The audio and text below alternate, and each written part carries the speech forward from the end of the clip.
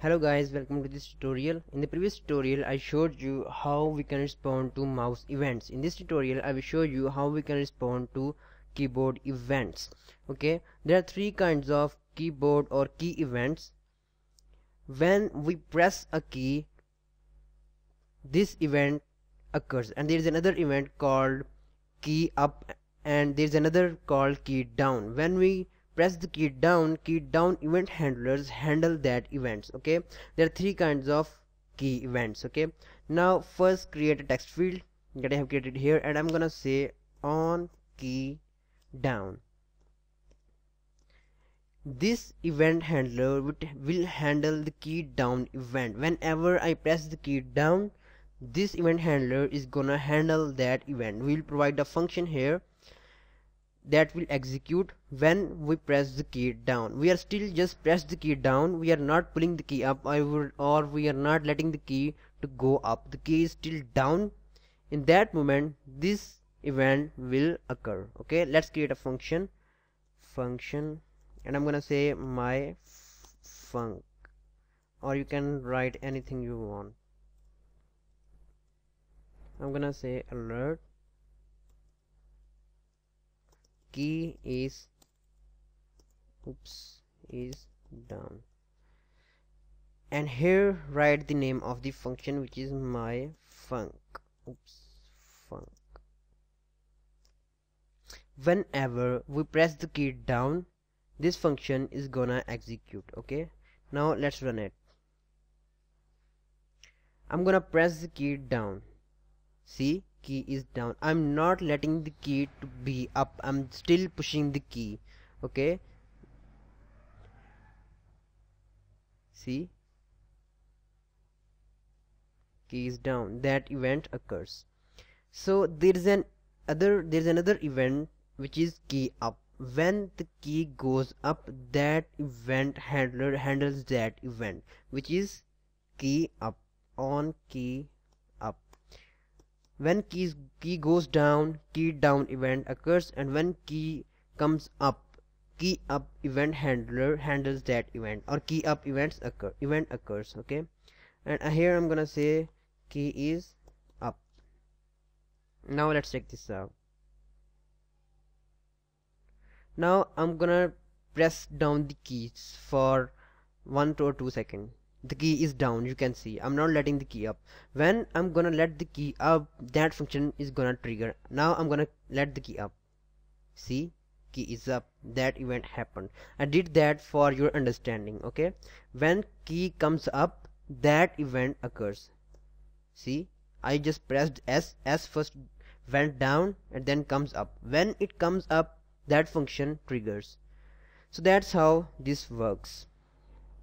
There's another event handler called on key press. That event handler is basically for when the key is basically pressed. Okay,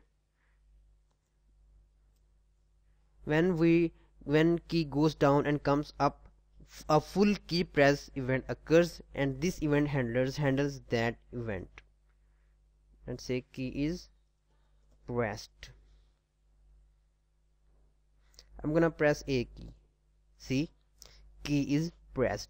Now let me show you the difference between key up and key pressed. Basically both are same. When key comes up, that is basically key is pressed, and key pressed is the same like key up. So now what's the difference? The difference is, in key pressed, when we enter text or a character in text field, the function triggers first and then text comes in the text field. For example, I'm gonna write A. See, A is not in the text field, but function is triggered and it says key is pressed, but the text is not in A. When I click on OK, the text is gonna be in the text field. See, A. Let me do that again. I'm gonna write Q. See, Q is not in the text field, but when I press OK, Q is gonna be in the text field. See, that's the difference between key up and key press. Let me do that for key up function. Key up event handler, I mean on key up. Let's check this out. in this, what's gonna be, first the text will be in the text field, then alert box will come. I'm gonna type A. See, text comes first and then pop-up comes, okay, then function triggers. That's the difference between key pressed and key up. Okay, so hopefully you guys understand how to work with the key events. Now for example, you want to check which key user enters. For example, you want to check if user pressed enter key. Okay, let me tell you something. There are key codes for every key. Enter key have a key code of 13 and tab key have a key code of 9, I think. I'm not sure, you can check this on internet. You can find the key code of every key on the internet. Okay, to check the key what key user presses, all you need to do is just here in parentheses type event, just event. And now here, like you see, we pass a parameter in the function. We have to receive this here. Here type the same thing, event, but you can type anything else if you like.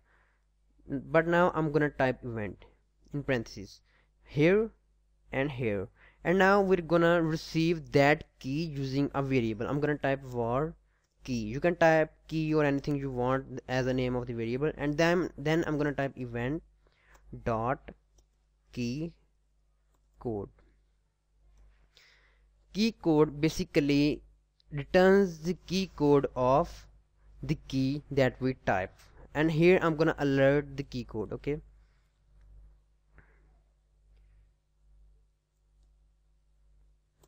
like I said, every key have a key code. Okay, the key code of enter key is 13. Refresh. I'm gonna type enter.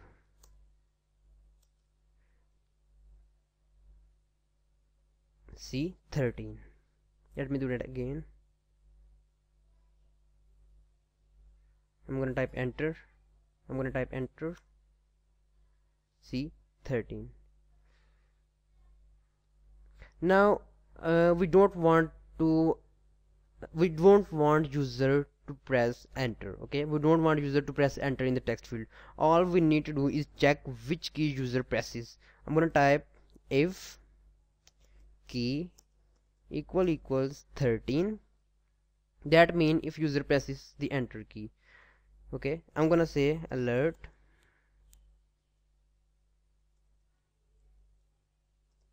enter is not allowed. Okay, now refresh it.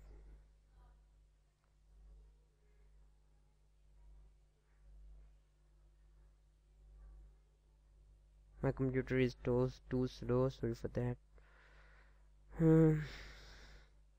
Now I'm gonna press enter key and it's gonna say enter is not allowed. See, enter is not allowed. So that's how you can check which key user presses. All you need to do is just find the key codes of the keys.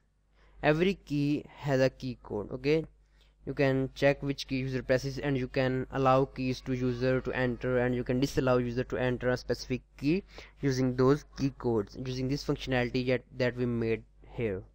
Okay, all you need to do is just type event here, and then get the key code using this event.keycode, and then use if else statement to control the flow of your application.